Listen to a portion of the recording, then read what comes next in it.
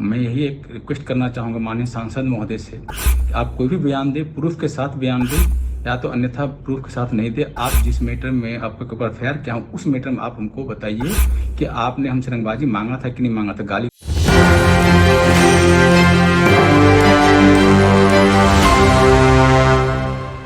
नमस्कार, एक न्यूज 24 देख रहे हैं आप और मैं हूं आपके साथ शिवानी। नवनिर्वाचित सांसद पप्पू यादव को लेकर दो मामले सुर्खियों में बने हुए हैं।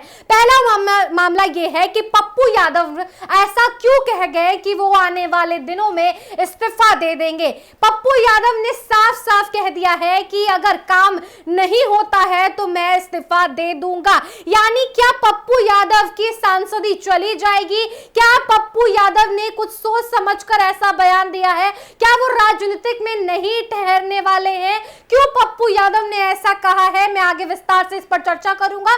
दूसरे खबर पे आते हैं जो मामला सुर्खियों में बना हुआ है कि पप्पू यादव लगातार विवादों में घिरते जा रहे हैं। एक तरफ पप्पू यादव अपने संसदीय क्षेत्र में तो एक्टिव नजर आ रहे हैं, लेकिन उनके ऊपर विवादों का जो घाव है वो रुकने का नाम नहीं ले रहा है। लगातार इस मामले को लेकर चोट पप्पू यादव के दिल में, दिमाग में लग रहा है। पहले आपको बता देते हैं कि पहले मामले पर अगर आए और इस पर नजर डालने की कोशिश करें तो पप्पू यादव ने ऐलान कर दिया है कि मैं आने वाले दिनों में इस्तीफा दे दूंगा। आखिर क्या वजह है? पप्पू यादव ने ऐसा क्यों कहा और क्या पीछे की वजह रही होगी? बता दें आपको कि पप्पू यादव लगातार अपने संसदीय क्षेत्र में एक्टिव नजर आ रहे हैं। पप्पू यादव सांसद बन गए हैं, निर्दलीय प्रत्याशी के तौर पर चुनाव लड़े और सांसद बनने के बाद से पप्पू यादव अपने संसदीय क्षेत्र यानी पूर्णिया क्षेत्र में लगातार एक्टिव हो गए हैं। यानी कि अस्पतालों में खास तौर से जानकारी दें आपको तो निरीक्षण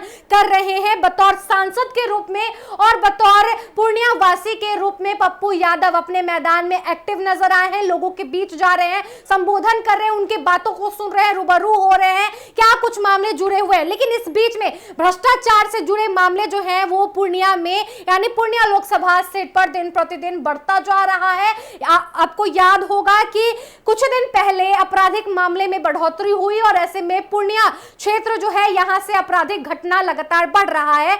सुर्खियों में होने की वजह यह भी थी कि पप्पू यादव लगातार एक तरफ एक्टिव है तो दूसरी तरफ गोलीबारी की स्थिति उत्पन्न हो रही थी। तो पप्पू यादव ने खुले तौर पर इस मामले को लेकर, इस मामले पर संज्ञान लेते हुए लोगों के बीच कहा है कि अगर भ्रष्टाचार पूर्णिया लोकसभा सीट से खत्म नहीं होता है और आने वाले दिनों में पप्पू यादव यहां पे एक लौते नाम बनकर उभरेंगे जो पूरे देश भर में उनका आवाज गूंजेगा, उनके नाम की चर्चा होगी, क्योंकि पूर्णिया लोकसभा सीट पे पप्पू यादव ने भ्रष्टाचार को खत्म करने का मुहिम चला दिया है।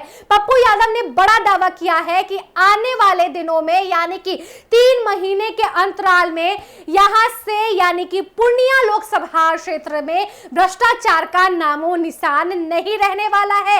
यानी अगर 3 महीने में भ्रष्टाचार खत्म नहीं होता है तो पप्पू यादव ने इस मामले को जोड़कर कहा है कि मैं इस्तीफा दे दूंगा। अगर भ्रष्टाचार खत्म नहीं हुआ तो आपके सांसद यानी पप्पू यादव पूर्णिया लोकसभा क्षेत्र से इस्तीफा दे देंगे, सांसदी अपनी खत्म कर देंगे। वही दूसरे खबर की ओर चलते हैं जो कि मामला जुड़ा हुआ है। इस मामले में आपको बताएं तो पप्पू यादव को रंगदारी लेने के मामले में पप्पू यादव घिरते गए हैं और ऐसे में ये मामला चुनावी माहौल खत्म होने के साथ साथ दब गया। फिर से इसमें उजागरता आई है, यानी कि पप्पू यादव ने साफ साफ ऐलान कर दिया है कि मैं भ्रष्टाचार तो खत्म करूंगा ही, लेकिन मेरे ऊपर कोई भी दाग नहीं रहने वाला है, ना ही मैं दाग के रास्ते पर चलता हूं।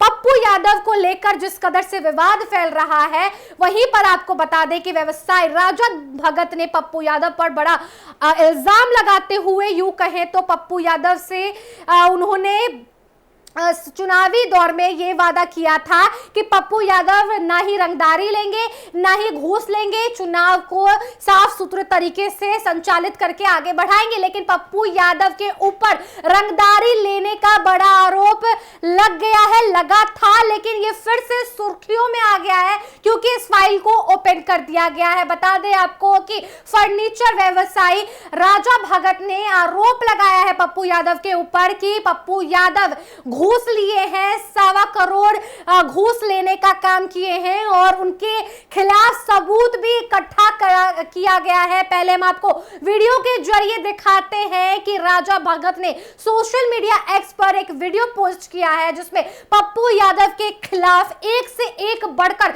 सबूत इकट्ठा किए हैं। पहले देखिए, सुनिए, फिर आगे जानकारी देती हूं। मेरा नाम राजा कुमार है। माननीय सांसद महोदय के विरुद्ध मैंने एफआईआर दर्ज करवाया था रंगदारी मामले में। 1 करोड़ की रंगबाजी हमसे रंगदारी मांगा गया था माननीय सांसद महोदय के तरफ से, राइस रंजन उर्फ पप्पू यादव जी की तरफ से, जो कि मैंने मुफस्सिल थाना रानी पतरा पूर्णिया में उनके विरुद्ध एफआईआर दर्ज करवाया हूं। और मैं बीते दिनों कॉन्फ्रेंस किया था, इसमें बोला था कि मीडिया कर्मियों को सबूत भी दूंगा। अभी मैं कुछ सबूत दे रहा हूं। और माननीय सांसद महोदय ने जिस बयान में बोला था कि मैं अमित यादव को नहीं जानता हूं, उनकी सैकड़ों फोटो मैं आप लोगों को उनके साथ दिखाना चाह रहा हूं। ये देखिए सैकड़ों फोटो सांसद महोदय के गुर्गे का, अमित यादव का। और बीते दिनों उन्होंने मेरे शाहरुख के बेटी के बारे में अनाप शनाप अनलीगल बयान दिया था, जो कि मैंने बीते दिनों पर बोला भी था कि हमें कोई शाहरुख नहीं है और मेरी वाइफ जो है बहन में अकेली है। इसका मैं झूठा आरोप का खंडन करता हूं। और बीते दिनों ने माननीय सांसद महोदय ने बोला था कि मैं दारू पीता हूं बिहार में, जो कि पूर्ण रूप से शराबबंदी है। क्या माननीय सांसद महोदय हमें शराब ला के देते हैं पीने के लिए, या उनके गुर्गे देते हैं? इनकी प्रूफ दे। और माननीय सांसद महोदय जितनी भी बातें बोलते हैं अनलीगल सब बातें, सारी बातों को मैं खंडन करता हूं। मैं यही एक रिक्वेस्ट करना चाहूँगा माननीय सांसद महोदय से कि आप कोई भी बयान दें, प्रूफ के साथ बयान दें, या तो अन्यथा प्रूफ के साथ नहीं दे। आप जिस मैटर में आपके ऊपर एफआईआर किया हूँ उस मैटर में आप हमको बताइए कि आपने हमसे रंगबाजी मांगा था कि नहीं मांगा था, गाली गलौज दिया था कि नहीं। मेरे पास वॉइस रिकॉर्डिंग जो आप भेजे हैं वो भी है। माननीय सांसद महोदय, मुद्दे को इधर उधर मत भटकाइए, इस मुद्दे पर बात कीजिए, उलूल जुलूल की बातें मत कीजिए। माननीय सांसद महोदय जी, मैं आपसे आग्रह करता हूँ। जैसा कि आपने सुना, रंगदारी केस में पप्पू यादव की मुश्किलें बढ़ गई है। वजह तो मैंने आपको पहले भी स्पष्ट कर दिया है, लेकिन खास वजह इसमें यह जुड़कर सामने आया है कि लोकसभा चुनाव के दरमियान 25 लाख रुपए पप्पू यादव ने घूस के तौर पर लिया। तो वहीं पर 4 जून को नतीजे आने के बाद 1 करोड़ रुपए राजा भगत से वसूली गई है। यही वजह है कि राजा भगत खुले तौर पर इस मामले में संज्ञान लेते हुए सोशल मीडिया एक्स पर आ गए हैं, पोस्ट शेयर किया है। यहां तक आपको बता दें कि पप्पू यादव ने इससे पहले इस मामले को लेकर रफा दफा करने के लिए कहा कि यह बिन मतलब का इल्जाम मेरे ऊपर लगाया जा रहा है, लेकिन राजा भगत ने कानूनी प्रक्रिया के तहत इस मामले में संज्ञान लेने का आह्वान किया है। उन्होंने कहा है कि सरकार को जल्द ही इस मामले में एक्शन लेना चाहिए, प्रशासन को एक्टिव होना चाहिए। पप्पू यादव दिखावा कर रहे हैं कि वो भ्रष्टाचार को खत्म करेंगे, पहले शुरुआत उन्हें खुद से करनी पड़ेगी। ये बहुत बड़ा आरोप निकलकर सामने आया है।